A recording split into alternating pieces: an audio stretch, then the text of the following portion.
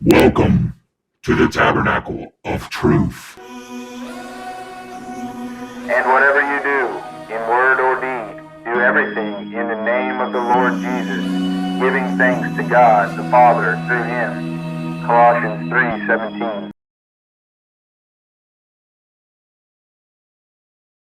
So this is a week after Thanksgiving, and it looks like we've got Cody, Robert, David, and Jan on here. This week our topic is giving thanks, and I felt like leading up to this, as usual, I'm trying to figure out where the message is. And again, right before church starts, I feel like the message became real to me. Yesterday, I was asked, Cody wanted to come over and rake my leaves and do some different things. And I just felt like I was focusing on the Bible and I didn't really want to be distracted from it. And I was reading about providence, God working in our lives. And when I woke up this morning, I just had this overwhelming feeling that I needed to go to Cody.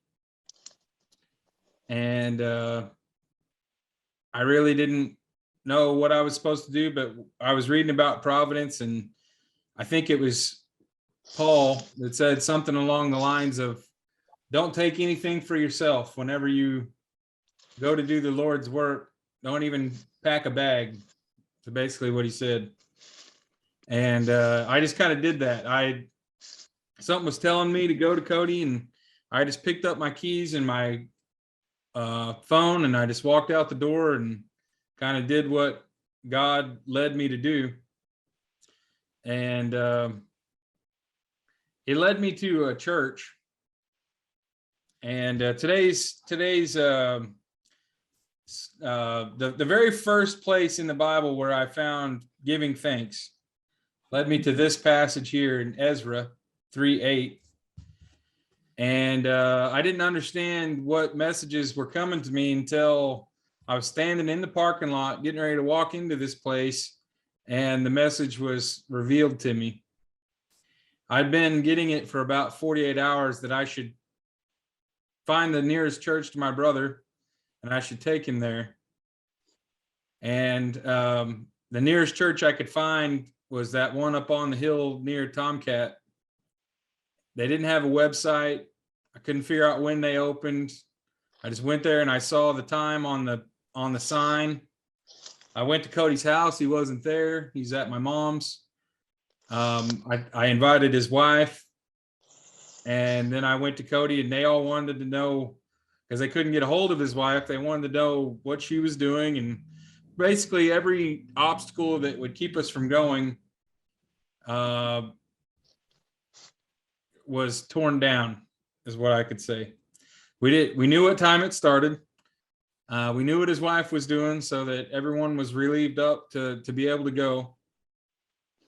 And this is what it says in Ezra 3:8. This is when they have built the temple for the second time. They've come out of the captivity of Babylon, and they're rebuilding the temple. It says, now in the second year of the coming unto the house of God at Jerusalem, in the second month, began Zerubbabel, the son of Shealtiel, and Jeshua, the son of Jozadak, and the remnant of their brethren, the priests of the Levites, and all that they were come out of captivity unto Jerusalem, and appointed the Levites from 20 years old and upward to set forward the work of the house of the Lord. Then stood Jeshua with his sons and his brethren, Kadmiel and his sons, the sons of Judah, together to set forward the workmen in the house of God, the sons of Henadad, with their sons and their brethren, the Levites. And when the builders laid the foundation of the temple of the Lord, they set the priests in their apparel with trumpets, and the Levites, the sons of Asaph, and with cymbals, to praise the Lord after the ordinance of David, king of Israel. And they sang together by course in praising and giving thanks unto the Lord, because he is good, for his mercy endureth forever towards Israel. And after the people shouted with a great shout when they praised the Lord, because the foundation of the house of the Lord was laid. But many of the priests and Levites and chiefs of the fathers, who were ancient men that had seen the first house, when the foundation of the house was laid before their eyes, wept with a loud voice, and many shouted aloud for joy.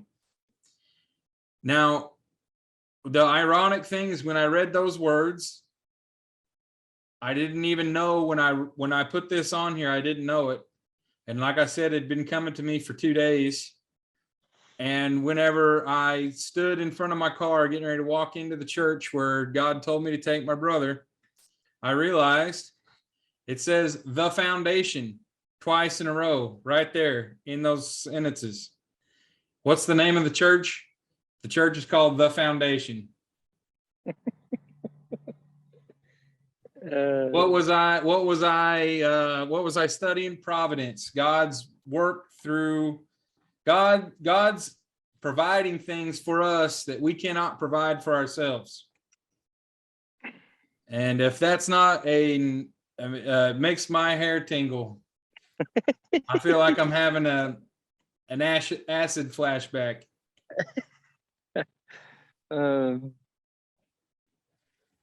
So there you go with that. That's where I'm coming from today.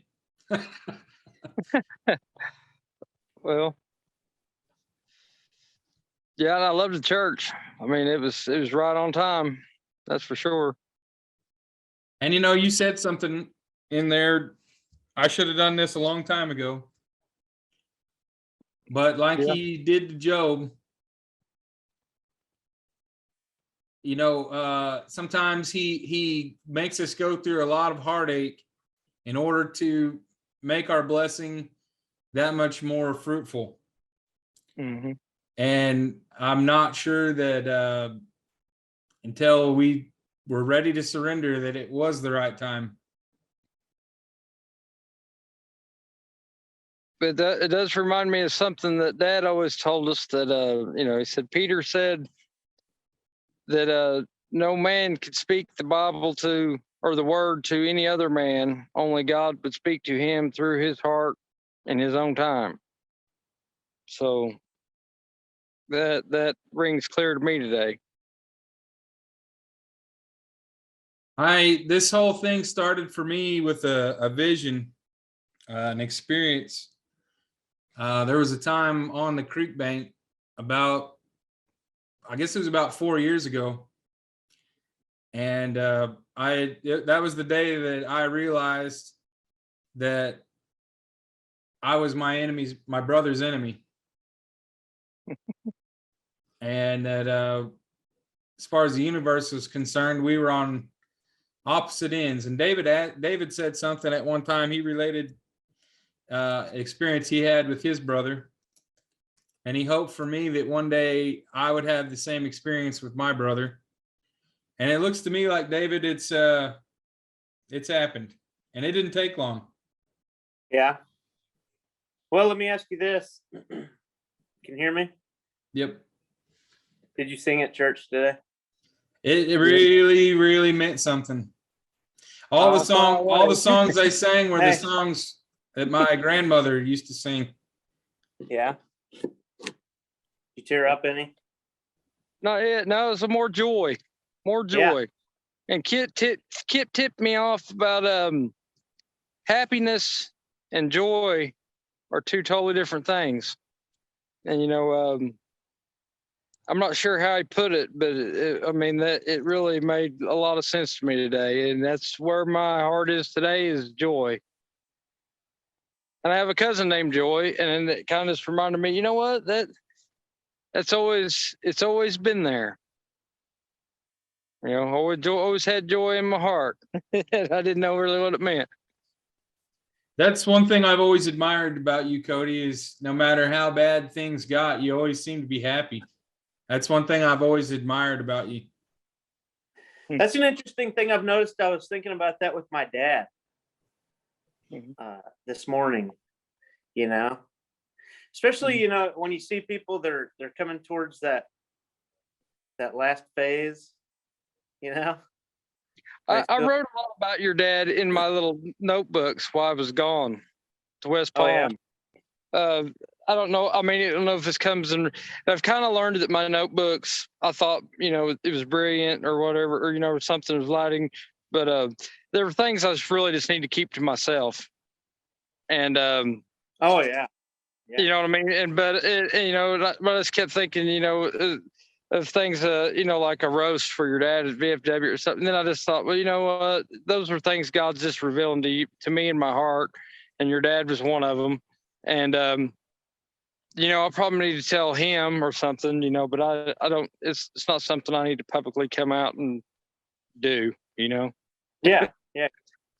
I know. Yeah, Yeah. There's only a certain thing, you know, it's not for you in the whole world. It's like, yeah, exactly. it means You know more. what I mean? People don't always get, you know, the things that you get, you know? Right. Yeah.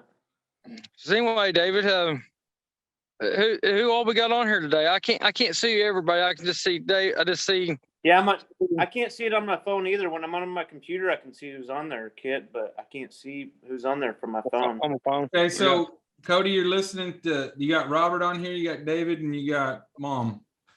Oh, okay. What's up, Well, Robert? Hey, Mom, can you Hey, Jan. can we hear you? her phone's muted. Oh, okay. Mom, can you hear All right. us?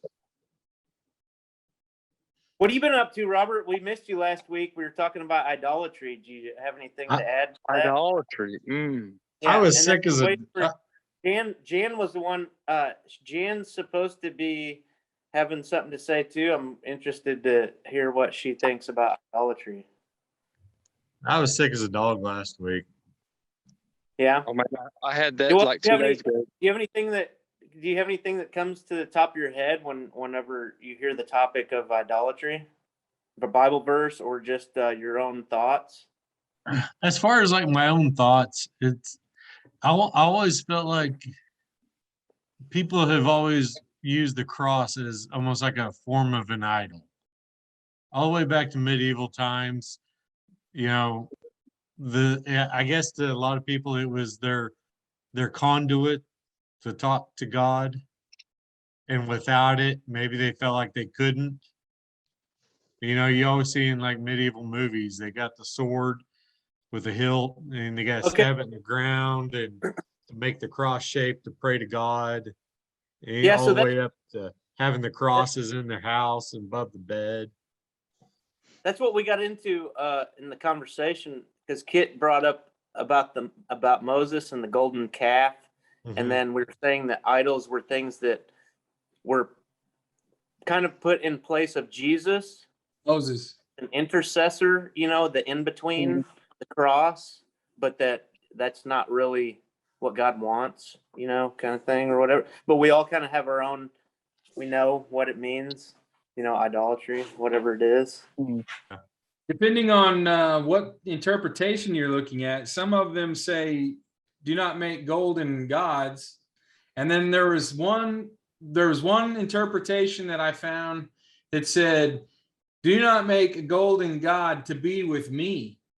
And I was reading the commentary about that. And one thing that was revealed was that, like, I always thought that they were worshiping other gods.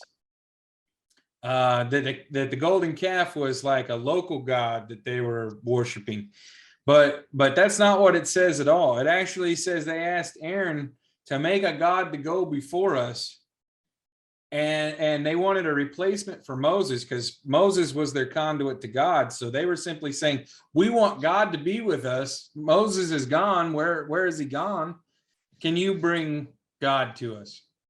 And so that was kind of the revealing thing that, Kit, what you're saying, that was kind of what was new that we talked about. That was a new thought. Yeah, go ahead. Yeah, I watched some of that in your video that you posted. But I think that makes a good point that's what we were taught though as kids, that, you know, they made the golden calf to be worshipped. didn't make any sense, did it? Yeah. Well, to touch on that, what about the candlesticks, like when you light for prayer, or that people don't see that as much as an idol, like the golden calf, and what about Christ as the chalice, the cup? Because it's I mean, not a, those can be idols, but they're not. They take on different meaning than what idols before. So I mean, a seven candlestick holder, the chalice cup, the cross, those are symbols, but I wouldn't consider them to be idols. well, that's because of the way that they were formed. So in the story of the seven candles, the Romans sacrificed a pig in the holiest of holies. And that took them 7 days to sanctify the temple again so that it was ready to be worshiped in again. And so the seven candles is a remembrance of when the worst sin was committed against the holiest of holies. And so it's about being sanctified. And it's a remembrance, because you have to remember the people that were in captivity in Egypt and in Babylon, they had an oral tradition that the Bible wasn't written down. So they had to remember through these ceremonies. But are we supposed to keep replicating those candlesticks and everything? I mean, is that something we just keep making and doing over and over? Or was there a specific one that represented I thought it was, I had to do with the seven spirits too. I don't know. My opinion that that is Jewish Hebrew religion. I don't think. I guess they keep that tradition. I don't know that. I don't know. I found out I don't know anything about what the Jews are doing now. Man, are they still doing the House of Holies? I don't know what Hanukkah is. That'd be a good thing. They do the Passover. I realize they do, but I can't believe that. I mean, Christianity is basically got to be following the Jewish, the House of the Holies and all that, man. And obviously, the Roman Catholic Church does. All right, Cody, Robert, what do you think about a Christmas tree? Is that representing a pagan religion, and we're putting it in our beliefs in place of it, or the other way around? What, or where does it take? I tell you this, I have this thing that came to me also, and I wrote it one way, and wrote it the other way. I don't really want to get into it, but in 6 through 10, that everybody, in Hebrews 6 through 10, it talks about how everybody's right. So you have a yin and a yang. And the way I remember, it's the Enter Sandman and song and the Go to Hell song by Megadeth. They're both the little nursery rhyme is both equally accepted, even though one sounds like paganism and one sounds like the Catholic Church. But through 6 through 10, it says that even he's become a god to those who were searching for God. So, I know people's going to have different feelings about that, and I'll show it to my brother later when we get done. No, we covered that too. We did cover some of that. I mean, do you know the nurse? Everybody knows Enter Sandman, but nobody knows Go to Hell. But they're almost exactly the exact same song, and Megadeth wrote it before Metallica. But but they're both right. Did Kit tell you about his Veterans Day art contest, the third place winner? I got to see it, but taking pictures. I was so excited. I wanted to show the people in West Palm. And by the way, I suggest everybody, if you get a chance to do something like that, I went to a co-ed place, and there was doctors, lawyers, tech accountants, and it was all freewheeling. You could roam around. You could leave. I went on runs every morning at 4 o'clock in the morning, 3 or 4 miles off the place. There's nothing holding us there. And I just said I haven't had the words to express it, and I got to make sure all my thoughts are clear and what I'm trying to express. But I hopefully in the next coming months that I can put it in a way that is helpful to others in my experience. And I encourage anybody I mean, the acupuncture. I mean, that's something I think we all do too. The massages, the acupuncture, the kung fu like things we did on the beach, surfing. That acupuncture, was drawing out old dirty blood, and they'd do these suction cup deals where they'd suction that old blood to the surface and then acupuncture it. And it was just, it was amazing. And I told them when I went in there that Sounds like you're in a spa. Huh? You're in a spa on the beach. Sounds like. Oh yes, it's exactly like that. It's like you're going to Shangri-La. I mean, seriously, that's exactly what it reminded me of, is going to Shangri-La. So, I mean, you're going to but the rehab part of it, I mean, you work 12 steps, but I mean, they had therapy. We had brain mapping. We were painting masks, a lot of psychology. Everybody was super nice there.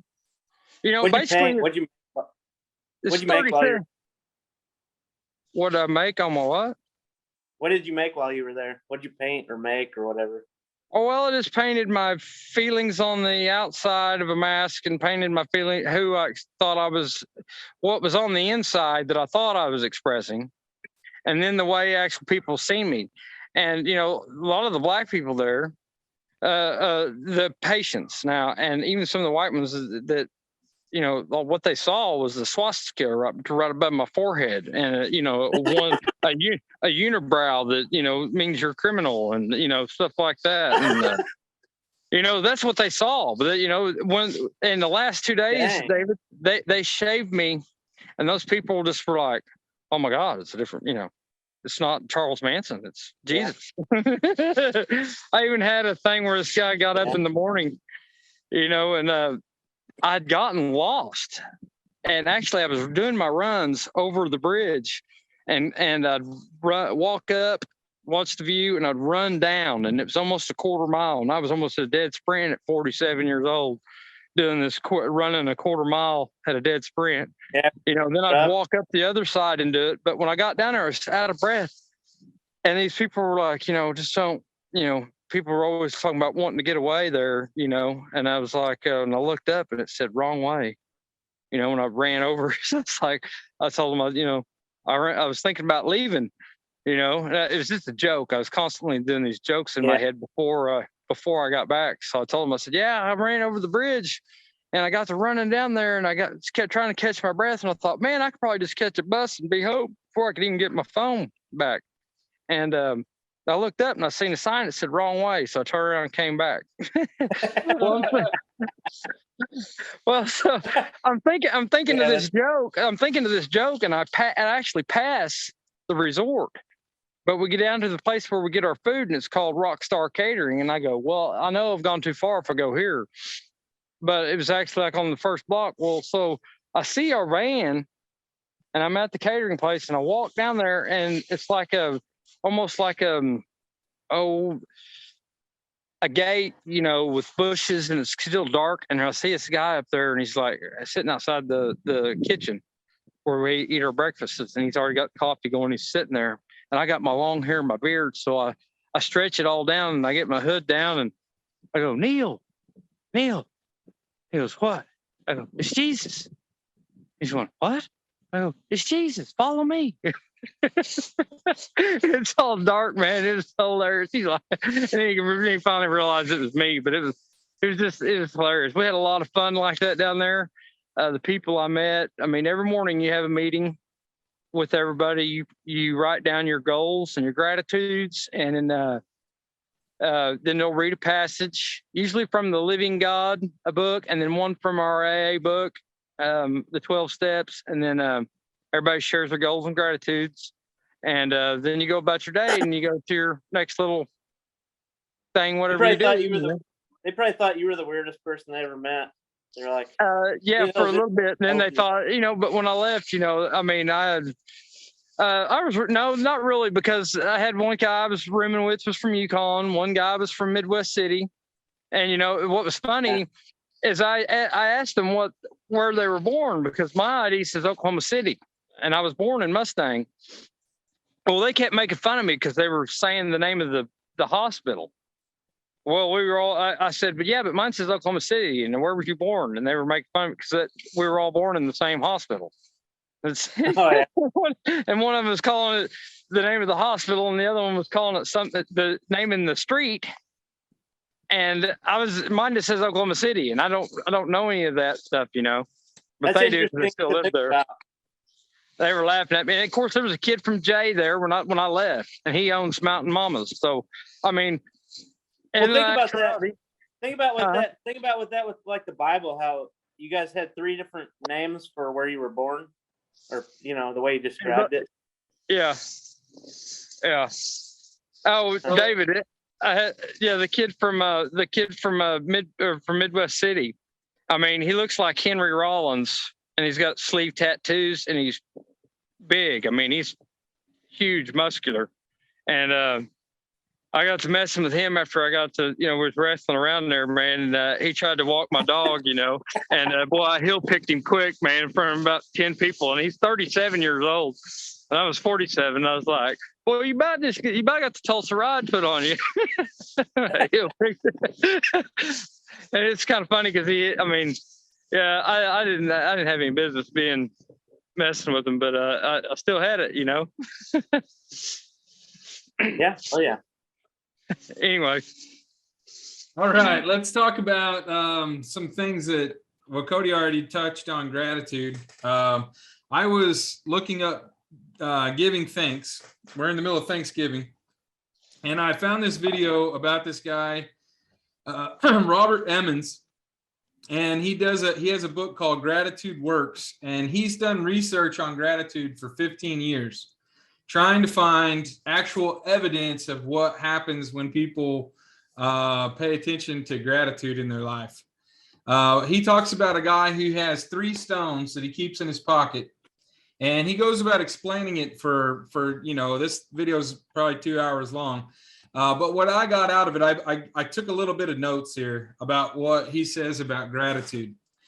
So the 3 stones, which he doesn't say straight out, but from what I got to it, the 3 stones are gratitude, grace, and giving. Gratitude is essentially noticing that the things that you're given are not things you could do for yourself. To recognize God's grace. That's what providence is. So the definition here of providence is forces outside of us are doing things for us that we cannot do for ourselves. The opposite of that is pride. To think that you're doing it all for yourself. And pride is one of the things that lead to the fall. 7 deadly sins. Dad used to tell us pride was one of the 7 deadly sins. They had that down. Pride, pain is forever. Pain is temporary. Pride is forever. Well, pride is one of the 7 deadly sins. One thing he said about gratitude, this is a quote from a very rich man that was there to, they wanted him to give advice about how to be successful. And what he said was, I cannot give you get rich quick scheme advice, because not any one thing I tell you is always going to be right. But I can tell you the ultimate get rich quick scheme is to feel rich. Feeling rich is better than being rich, because you can be totally poor, and if you have joy in your heart, you can be the richest man. But like we talked about last week, you could be like Robin Williams and have everything at your fingertips and have accomplished so much, and yet still be missing something in your life that leads you to want to end it. Another thing that he talked about, which Cody already talked about, was happiness versus joy. He says a consensus shows that happiness tends to be more external in nature. What's happening in someone's life. Happiness is momentary. You may be happy today, but not tomorrow. Joy, on the other hand, can be felt during unhappy circumstances. Example, seeing relatives at a funeral when you're celebrating the life of a loved one. Finding a redemptive twist in something bad. Something bad happens to you, and you're able to still find joy. Now, this reminds me of the story of Job, and I meant to talk about it, but I ended up talking about it in church, and I gave Cody my Bible, so I'll just talk about it the best I can remember it. So the first test of Job happens when God is talking to the devil, and Satan, he asks Satan where he's been. He says, Satan, where have you been? Satan says, I've been running all over the earth to and fro. And he says, hey, Satan, have you noticed this guy, Job? You've been going all over the place trying to screw everything up. Have you noticed how good Job is doing? Which that's pretty weird right there. We'll talk about that more in a second. But he tells him how good Job's doing. And Satan says, well, you give the guy everything. Would he still praise you if you weren't giving him everything? And so what's God do to Job? Okay, so he sends a fireball down and blows up all of Job's sheep and all the servants that are watching the sheep. Then a messenger comes to tell him, hey, somebody just blew up all your sheep. Fire came from heaven and blew up all the sheep. So then another messenger shows up at the same time in the middle of that and says, hey, well, your house collapsed and all your children were in it and they all died. And like 3 or 4 times this happened. The messenger keeps getting interrupted because another messenger is coming with more bad news. And so what's Job's response? He just got 4 messengers in a row that cut each other off to deliver bad news. And Job says, I was naked when I entered the world and I'll be naked when I leave it.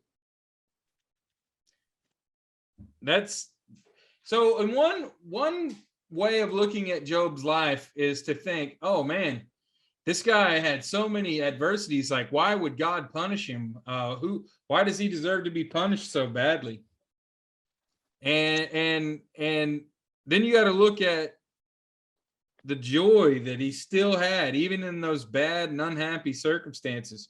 And you almost have to look at Job with respect and with envy, to have that many bad things happen all at once and still have a good attitude. It takes you from pitying Job to looking up to him. Yeah, Mom. Well, no, this is Cody. I was gonna say, it says here from the passage of Job, don't try to prove anything to a survivor. An arm about the shoulder, a firm grip of hand, a kiss. These are proofs grief needs, not logic, not reasoning. Hello? I think kid walked off Out of his your room. kid just got here with Mom. Okay. Well, anyway, that said, did you hear what I said, Kip? Anyway, that was kind of neat. You're Sorry, talking about Cody, can you logic say and that reason? again? Yes, I said it says here in Job in the by the author Joseph Bailey, Job 2:11 says, "Don't try to prove anything to a survivor. An arm about the shoulder, a firm grip of hand, a kiss. These are the proofs grief needs, not logic, not reasoning." That reminds me of something you said earlier about, I think you said Peter, about not trying to, you can't teach someone the Bible. God will talk to them in their own What? time. Mm-hmm. Yeah, so this one that was that. Yeah, this is something pretty special I just come across here. Anyway, let me what's going on with Mom? Is she all right? Yeah, she just brought Justice over here. They were distracting me. I'm not sure where she is. She'll be on here in a minute. Okay. One thing I'd like to say that I found in my studies of this video here, my notes from this video, he points to another book that a guy wrote, and I just like to read it out loud. He says it's like God's grace has been hijacked You shouldn't read the Bible as a self-help book to lead you to clean living. People go about trying to fix everything about themselves and about others. It is not about how much we love God, but how much God loves us. It's not about us at all. And the Bible is about what Jesus has done for us. Now, me and Cody were talking before this started about someone who we would like to help. And what I see in this person's circumstances is that they're trying to live up to a standard that God would be happy with. And every time they fail, they run away. And I think the reason why is because they're constantly trying to live up to a standard, because they think that it's all about what we are doing for God. And I think that's why a lot of people stumble and fall. It's because they're not living up to what the standard is that they have for themselves in order to do something for God. But it's not about what we need to do. It's the whole thing. When you read it as one story, do you see the grace of Jesus and that all of this has been promised all along? And then it's not about, the whole Bible's about how people failed.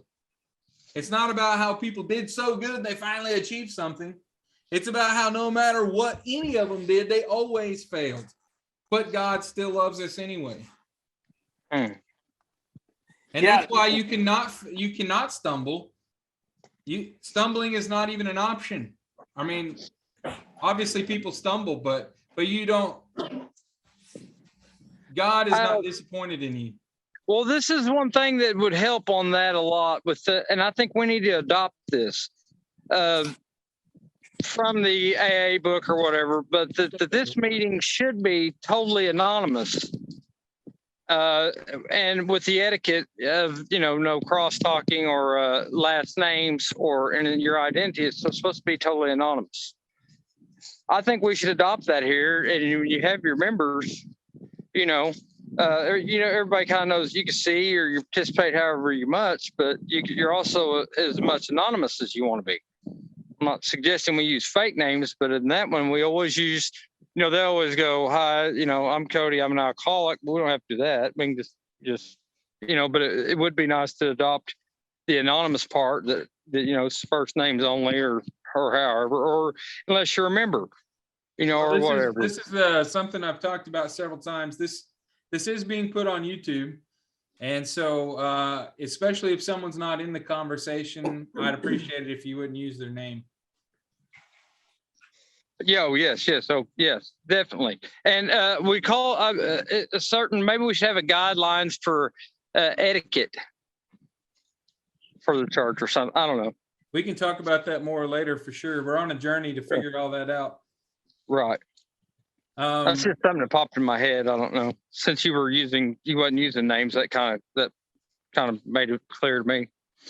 One thing that Cody was talking about that has helped him, I'd like to touch on right now. And this guy that studied gratitude for 15 years, his study revolves around using a gratitude journal. And he does studies on the actual physical effects of people, the quantifiable things, the things you can actually prove with science. And this is what he says about gratitude journals. Just getting into a journal every day and just writing down what you're thankful for. People are less depressed, and it gets them out of the negative transformation in physical health. And it's they're less likely to engage in health damaging behaviors. And so as you start to get out of yourself and stop the negative thinking, you start to value yourself more. You start to do the things that give you good health. You start to eat better, put down the donut, pick up the salad, and you start to engage less and less in the health damaging behaviors. And I think that for me personally, my form of gratitude journal is kind of this website. Every week I go on and I put all these things on that I find, and I feel like that's my form of journaling. Cody, can you say something about journaling? Uh, Name? man, it's yes. That is something that is private and should be kept private, really, because that's your honesty with yourself, and you really should reflect back on your journals. Because not all your thoughts are brilliant, and and some of them you come back to them, and sometimes you don't get them. Well, maybe you're not supposed to. Something that is important to you. That's how you kind of heal yourself. A lot of your pain, and a lot of it is not joy. Even revelations that you have to yourself, that God reveals things to you, aren't always joyous, especially when you reflect back on yourself.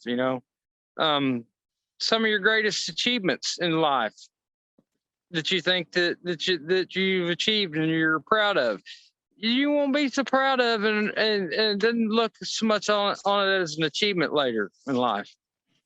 That's all I really good to know about that. That's good. So one thing they said about gratitude, here's some quotes about gratitude. And this one here in the center is important. It says, gratitude is the key that unlocks every door.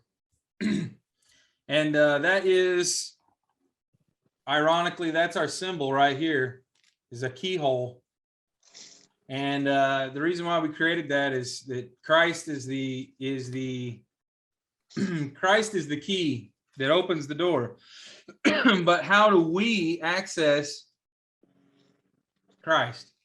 How do we access how do we interact with God? And the way we can interact with God to unlock these doors is to give him gratitude, to give thanks, to realize he's working in our life, and to simply acknowledge that and be joyful. Well, I would like to hear Robert's and David's opinion on some of that, because David really dives into the scripture, and Robert, I've always he always listens very well, and when he speaks, I always get a lot out of it. I think it gave me far more credit than what I deserve. But I think like his gratitude journal. I think that's kind of like, it's an outlet for people. Just it's like a diary, someone that can write stuff down and vent their emotions they're having at that time. Like if you've had a really bad day at work, you can write it down in some form, and it gets it off your chest if you don't have anybody to talk to. And it's like I said, if you go back and read it down the road, it may not make any damn sense at all. But I don't think it's meant to. It's just at that moment, getting that emotional baggage off your shoulders so you don't carry it around. Then once that book is full, burn it, throw it away. It doesn't serve you any purpose any longer. And if you have to keep going, then you keep going. But it's not, it's not stuff to look back on. That's stuff that was getting rid of. Right. It was You're putting that back down. Yeah, it's almost like a cancer on your emotions, on your soul. You get rid of it, get it off your chest, and get it out of your life, and it'll help you to become, I guess, to carry less anger and less malice in your heart. Thank you. Yeah, that's the way I hear it in my head, and it don't always come out that way. Somewhere. I got to get a cough drop for Mom. She's hacking up on here. I ate all her halls, didn't I? Yeah. Yeah, I did. That stuff's been going around. I think it's allergies. Oh, I did have this whole thing a bit on mice and men, and or men of mice, and I had this thing where mice can make it, where I had it reversed, where like in the hell, the mouse always made it out of the maze going to hell, and the man always made it to the top, made it through the maze at the top to heaven. And I had that as an idea that I kind of wanted to remember, You start in the middle, the man makes it to the top, and the mouse makes it to the bottom out of the maze. And they both had the choice. The mouse could have, you put the cheese down there at the bottom, and you put your paradise at the top. The man makes it to paradise, the mouse makes it to the cheese. You realize you're on microphone, right? Who? Mom's just over here hacking up and making all kinds of noise. It's like, you realize you're right in front of the microphone, right? I don't hear it at all. I don't either. You don't hear it? No. I didn't even know she was in there. You got that blue screen thing going on. Yeah. So Well, the other day I was recording some sound, and every time I clicked the mouse, you could hear it. And so it's hard to tell like what the mic's picking up or not. When I was trying to record some music and stuff, it was picking up every time my mouth clicked, every time the mouse clicked, and it was really off-putting to hear back later. So I was just trying to make sure. But thanks for giving me your feedback. Yeah, I didn't know your mom was in the room with you until the few times that she talked. And yeah, So, I didn't either. Talking about Providence, I'm bringing up Providence because I want to talk a little bit about the first Thanksgiving, since this is Thanksgiving week. Providence is not a word that's in the English Bible.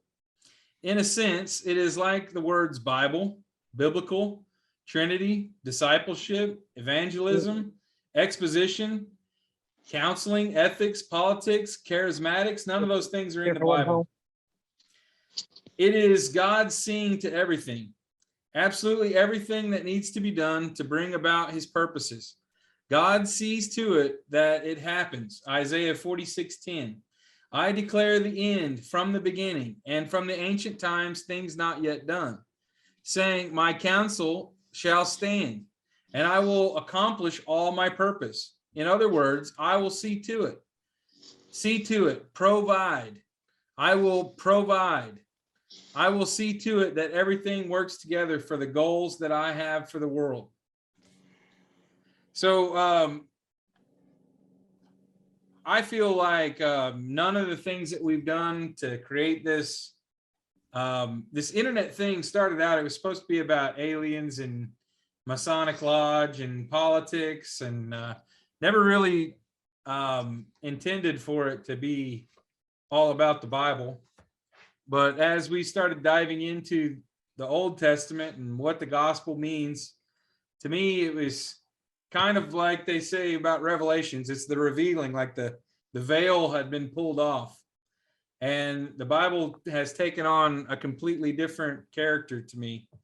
To see the whole thing as one book and not just as the Old Testament and the New Testament puts it in a completely different light. And I feel like all of that is providence, God working in me. So for those of you out there listening, if you have not been reading the Bible, don't worry about if you don't understand it.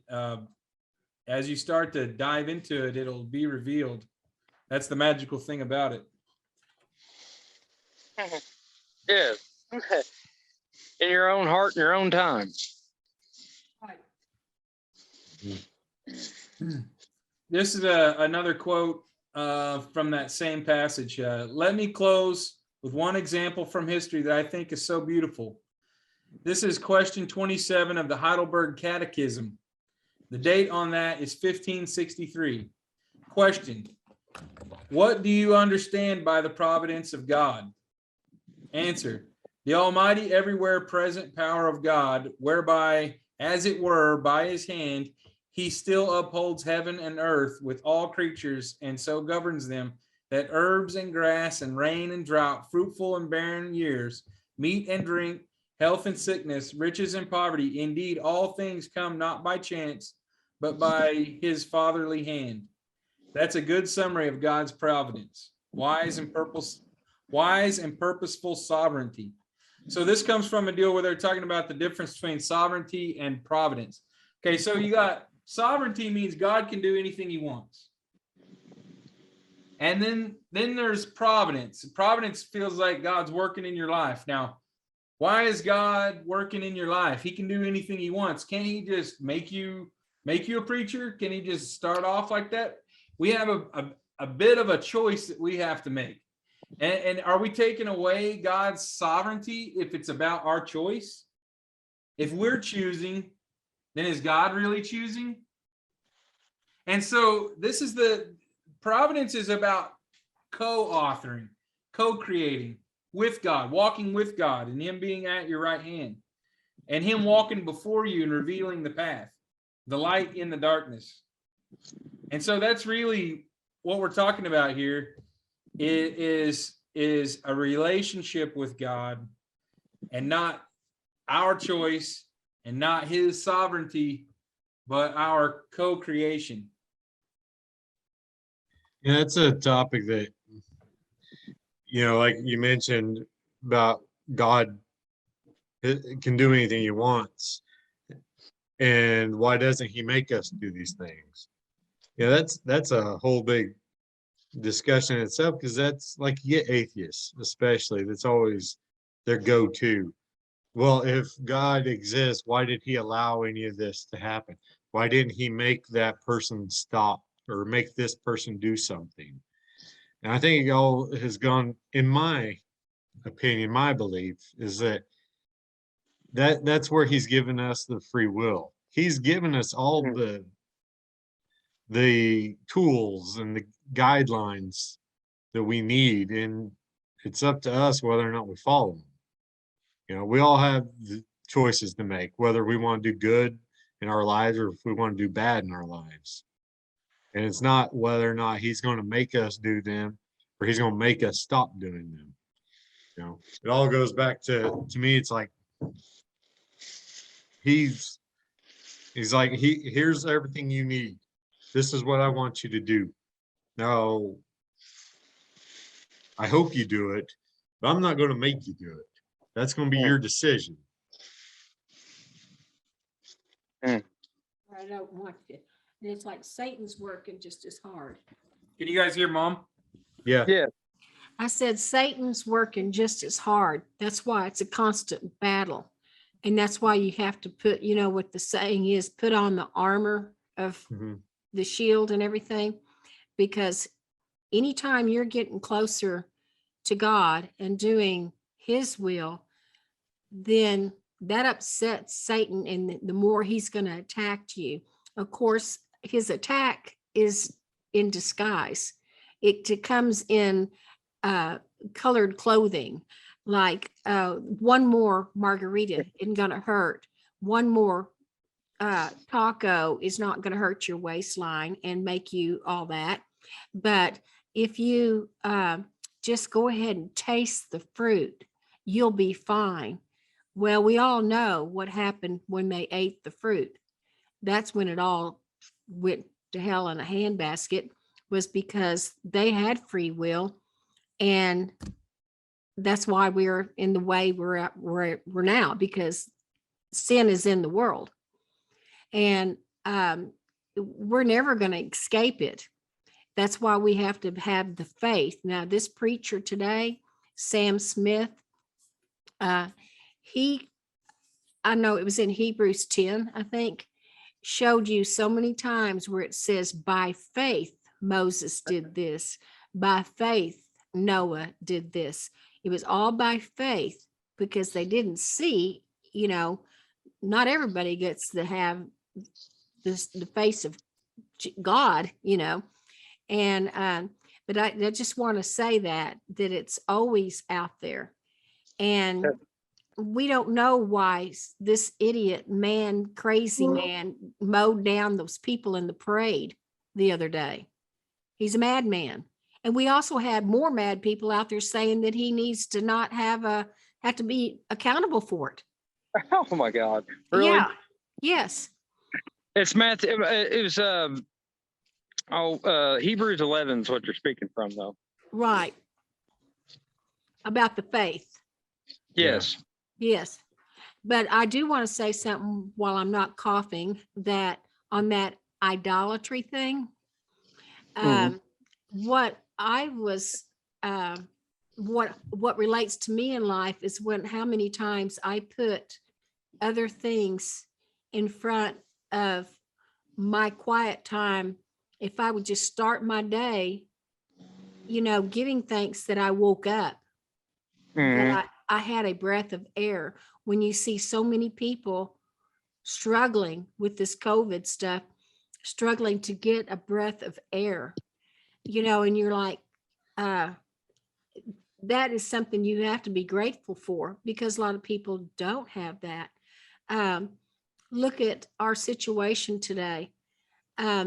People are turning against each other about the vaccine and all that. So it's like, you got to find peace and let people have their own decisions.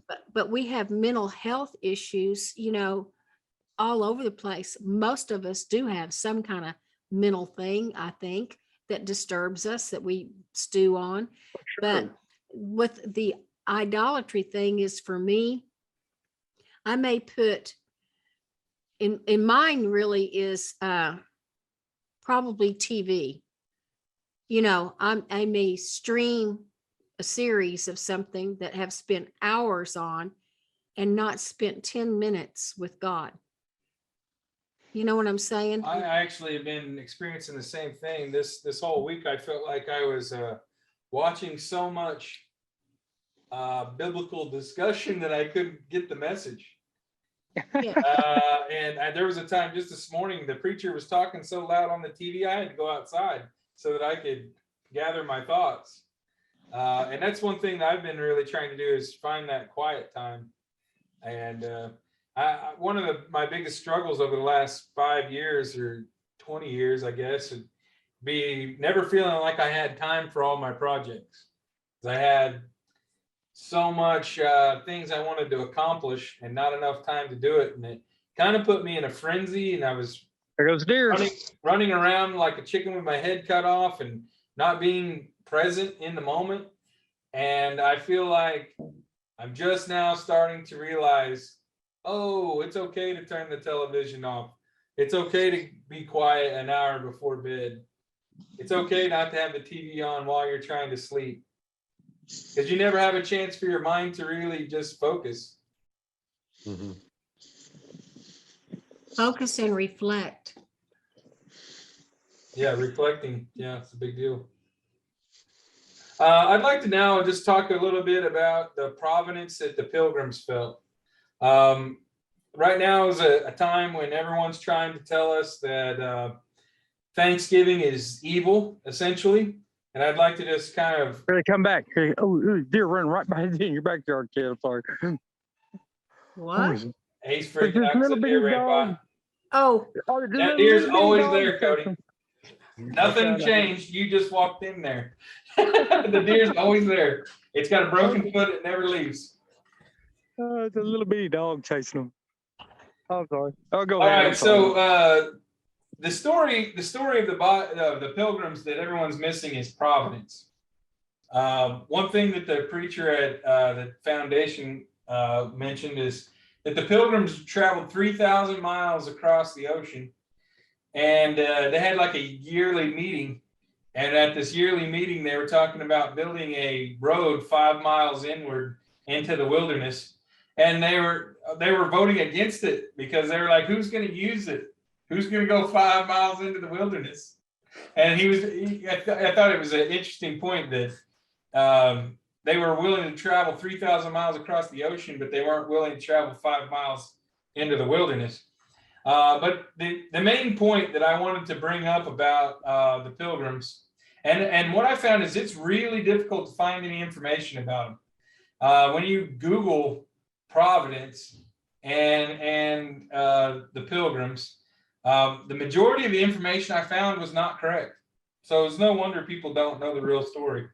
But I think part of that is because too many people are trying to rewrite it. Oh yeah, that's probably true.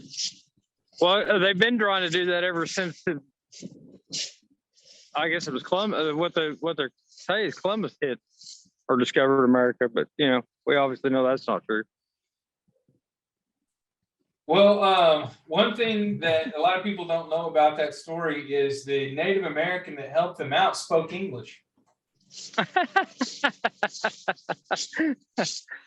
Just think about that for a second. So he'd already been to England, and he already knew about English people, and he went and made peace with the neighboring natives. One of the original native village they came upon was abandoned, and no one had lived there for quite some time. When they finally met a native, he already spoke their language. That reminds me of That's the reason why they gave thanks, is because, hey, look, God just brought a dude that spoke English right into our camp. And we're all about to starve to death. And he brings 90 natives show up, and they all bring deer and stuff with them. And so they're thanking God for providing for them something they couldn't provide for themselves. That's providence. Well, it kind of reminds me of something Mark Cochran had said to us years ago. He said, you know what, we been able to do the spaceship that hit Area 51. He said in the glove compartment, the instructions were in English. You know, so that was us traveling back and, you know, trying to get back. We were time traveling. Area 51 was actually time travelers, you know, and they crash landed when they come back from time, from the past for the future, or from the future. I mean, he said, yeah, the instructions were in English. If you watch the alien interview, that's what the alien says in the interview. There's an alien interview out there where they ask him all kinds of questions, and that's essentially what he says. That we're you. Yeah. Well, I mean, it makes perfect sense. I mean, What he says is time travel is just traveling in space. Yes. Well, you know, that was the thing that I come across, you know, when I was down there was, you know, I was like, you know, time doesn't exist. That's a man-made measurement. I mean, monkeys don't say it's 6 o'clock. Cows don't say it's 5 o'clock, you know, stuff like that. And when you look at it around with seconds and minutes on it, and then you put it into 3D and then 3-dimensional, and when now we know there's more dimensions than 3, and we don't even have a clue what that even means, but we know it's out there. That reminds me of something I've been looking at about science. They talk about the quantum field is a big popular thing that people talk about right now. And they're talking about like the God particle and this CERN reactor or whatever in France, where they're breaking these particles and things like that. And they're talking about string theory and things like that. All of it comes down to like 4th and 5th dimensional reality, things that we can't perceive, that science can't prove. But there is some things that have been coming to me that I think a lot of what we talk about when we're talking about the quantum field is how people expressed themselves when they were talking about the kingdom of God in the Old Testament. Essentially what they're talking about when they're talking about that even the kingdom of earth is within you. The kingdom of earth is at hand. The time is nigh. It's not talking about you dying and then going to heaven. It's talking about achieving heaven on earth now and here. And that's part of the reason why Jews don't believe in Christ, is because they believed that there was going to be a physical being that was going to be a political leader and win wars and take over land. But they didn't realize it was a spiritual war and that it was happening now. Yeah. Well, you know, I think it's ironic that most of the people that have made discoveries in the scientific field of the 4th dimension happen to also be Jews that are trying to find the answers that Jesus already gave us. Just to touch on that a little bit, to remind people, you know, how where the proof is in that is, Dad used to tell us, or me, that if you had a big enough telescope, you could see all the way back to the Big Bang. And kind of what he meant on that, when you see a star here on Earth that has exploded, 10,000 years, and when you can actually get a telescope and look far enough back to before it blowed up. So you are actually time traveling even then with the microscope. I have something really good to say about what you just said. I was thinking about writing this down and I didn't know how it was going to fit into the conversation, but here it is. So the Earth being 6,000 years old, or being created in 6 days. Most people that are scientists say that's crazy, right?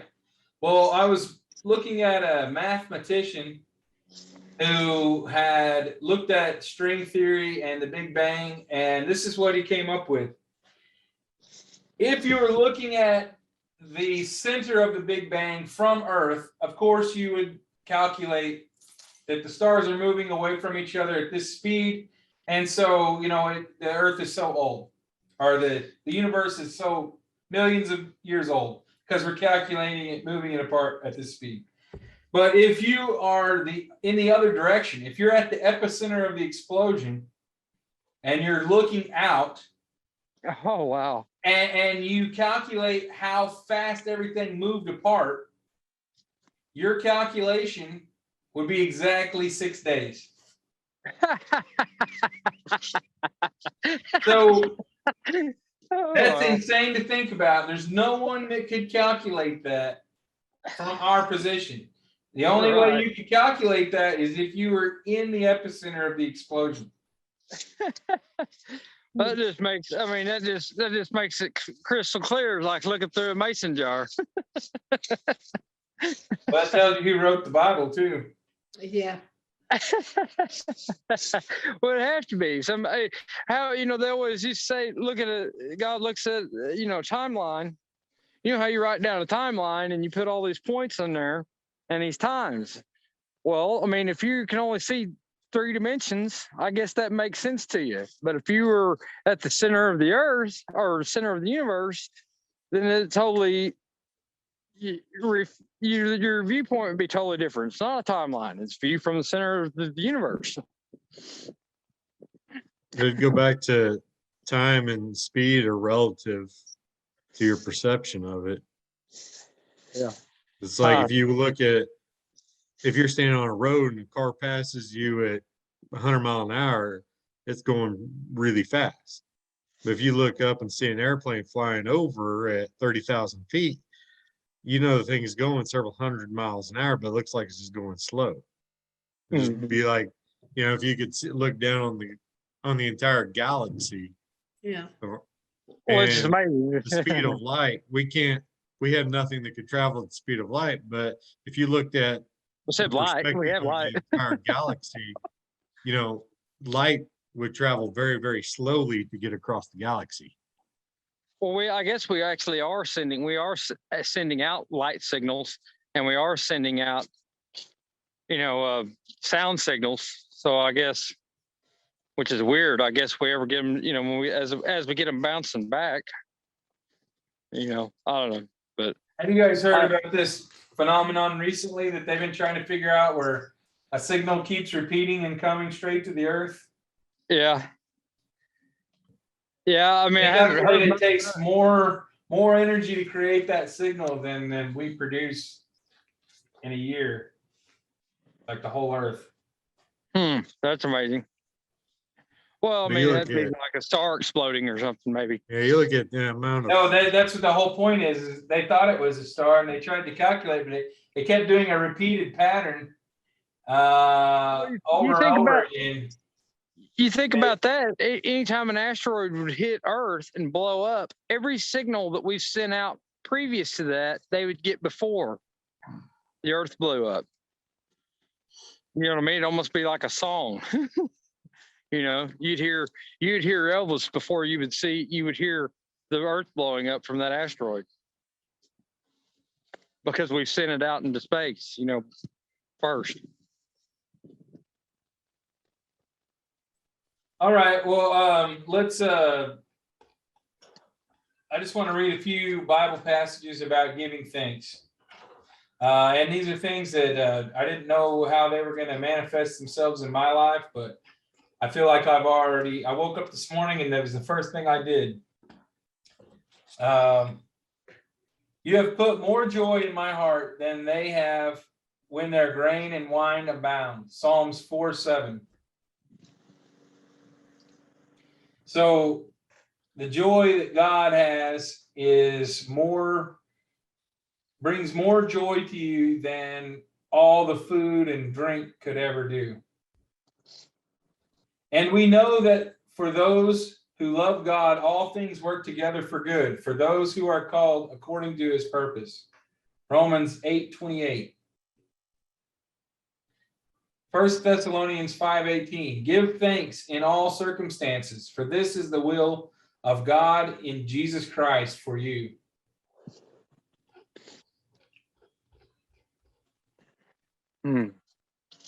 Colossians 3:17. And whatever you do, in word or deed, do everything in the name of the Lord Jesus, giving thanks to God, the Father, through him. Philippians 4:6. Do not be anxious about anything, but in everything by prayer and supplication with thanksgiving, let your requests be made known to God. Psalms 32:11. Be glad in the Lord and rejoice, O righteous, and shout for joy, all you upright in heart. Psalms 103:1. Bless the Lord, O my soul, and all that is within me. Bless his holy name. Psalms 104. Enter his gates with thanksgiving and his courts with praise. Give thanks to him, bless his name. 1 Samuel 12:24. Only fear the Lord and serve him faithfully with all your heart, for consider what great things he has done for you.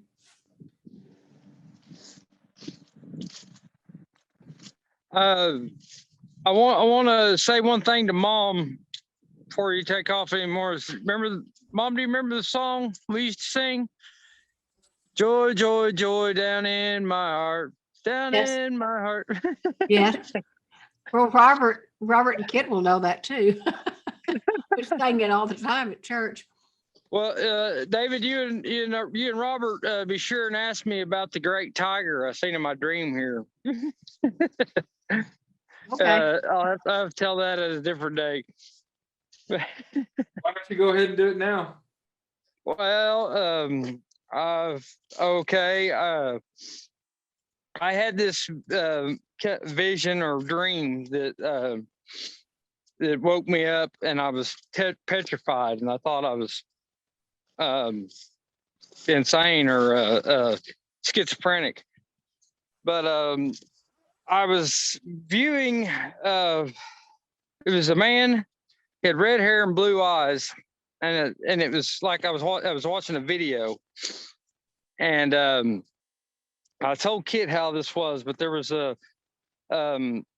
therapist or something talking to this man sitting in a chair, and the video was on this man, and it was he started talking about, it was interviews of him as a man, and then there was interviews of this monster, but I couldn't see the monster on the other screen where he was turning into some kind of monster or something. And then he got to control it, but he couldn't control it until the doctor took him to the zoo and stood apart from him. And the great tiger, was sitting in front of a big tree and just sitting there in the zoo. And there's like the pit in between, and there was a bench out in front. And he just set the man with the schizophrenia or whatever on the bench, and he sat there for a couple hours and just didn't talk to. I mean, it just had time with the peace with this big tiger. And the tiger didn't speak; he just laid there and sat there and was a tiger, you know.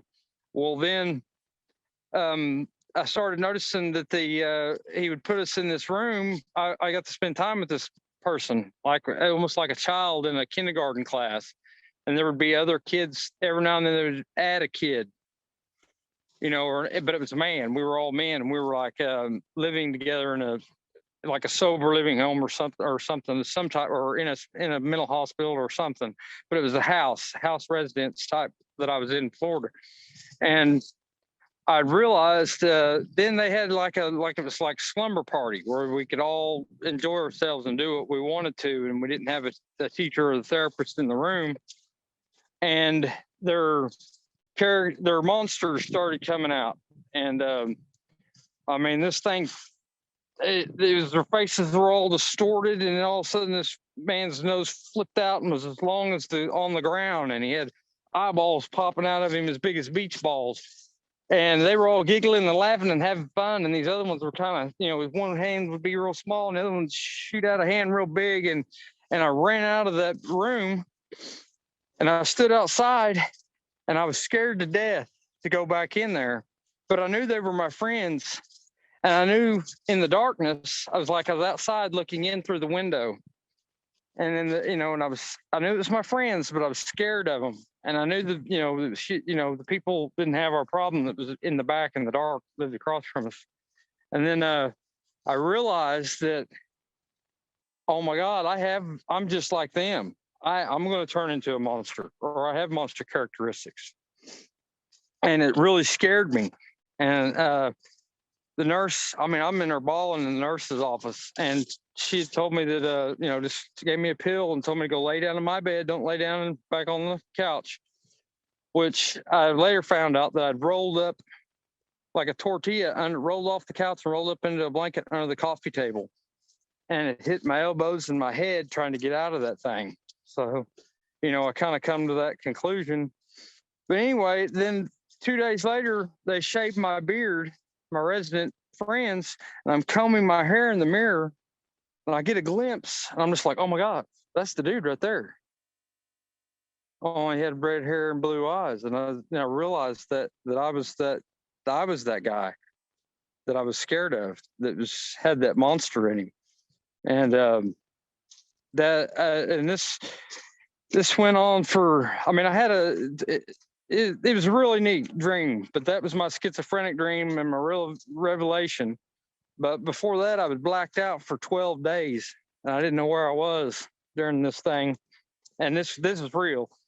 I didn't know. I got on a plane sober in Tulsa, and I woke up at Ambrosia 12 days later and had no idea.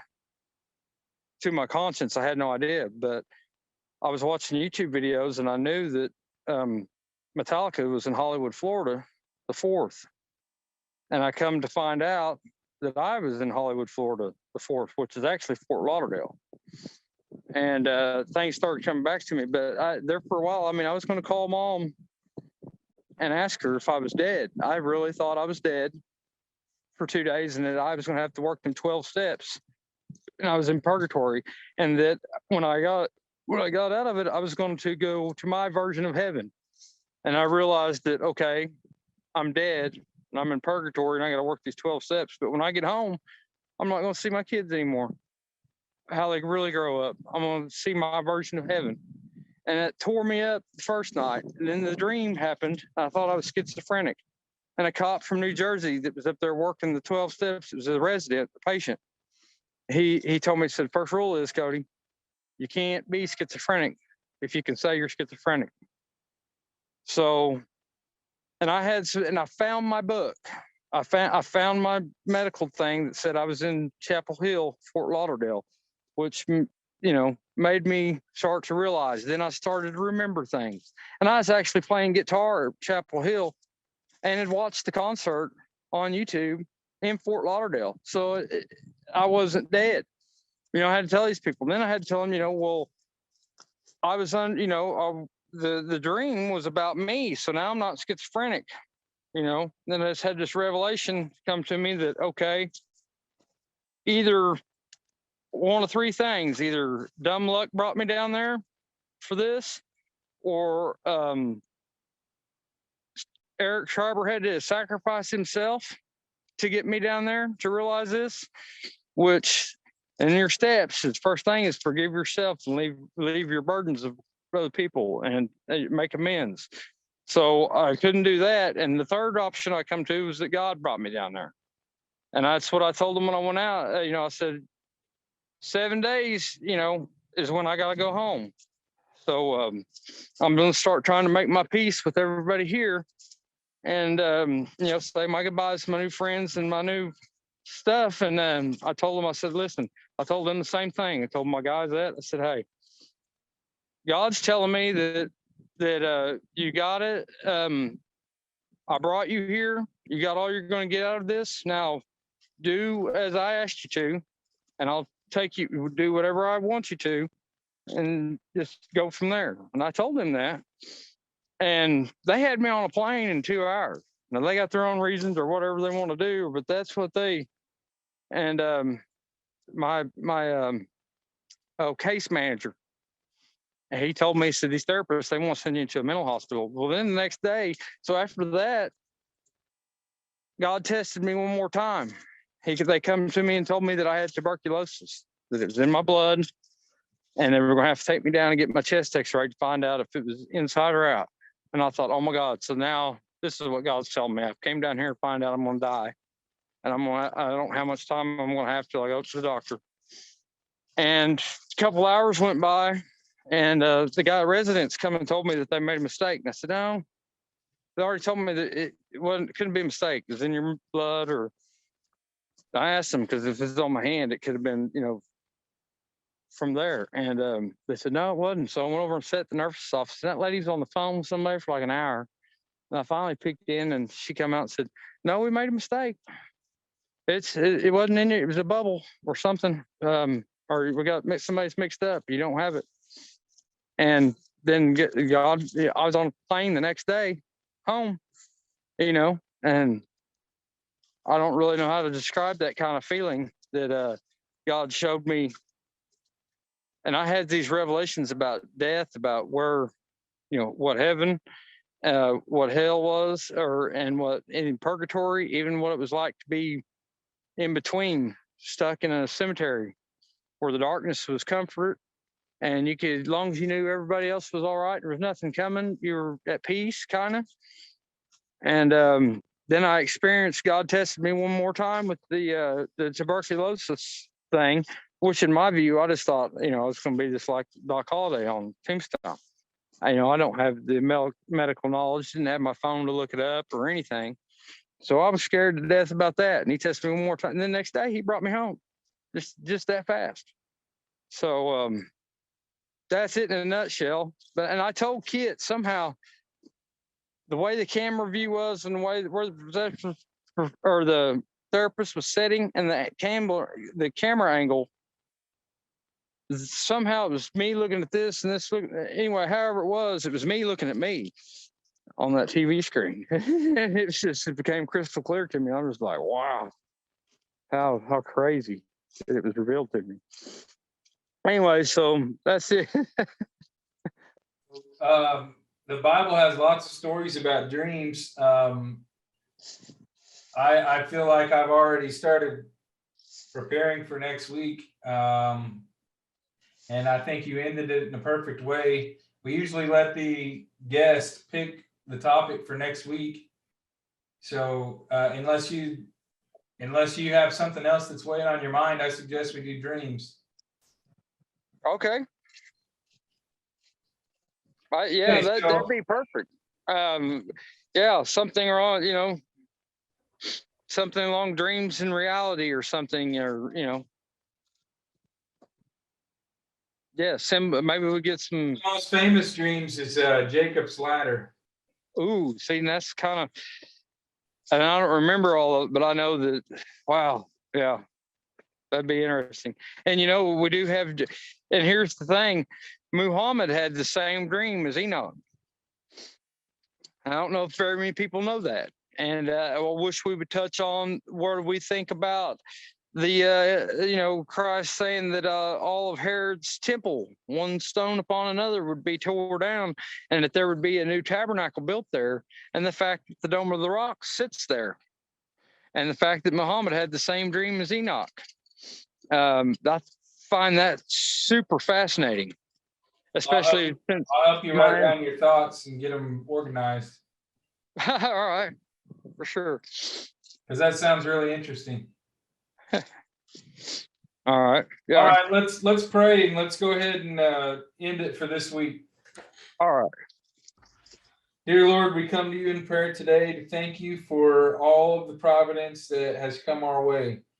You have revealed our path in this darkness, and you have provided things for us that we could not provide for ourselves. All for the glory of you, so that we may know you and know that you're walking next to us. Amen. Amen. Hallelujah.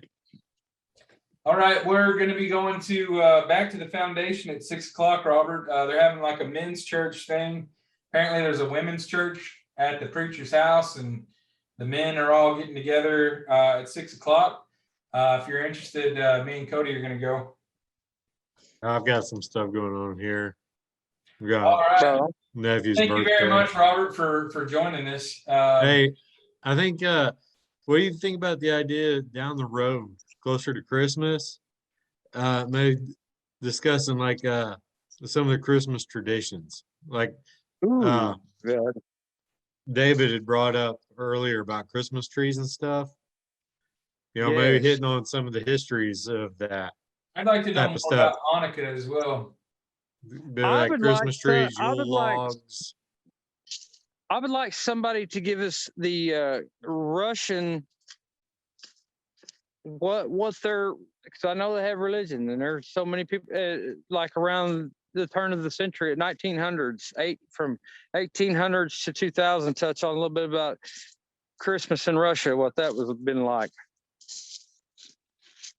There might be something to consider down as it gets closer to Christmas. Yeah. Yeah, that sounds good. All right. See you guys. All right, love you guys. See you next See ya. time.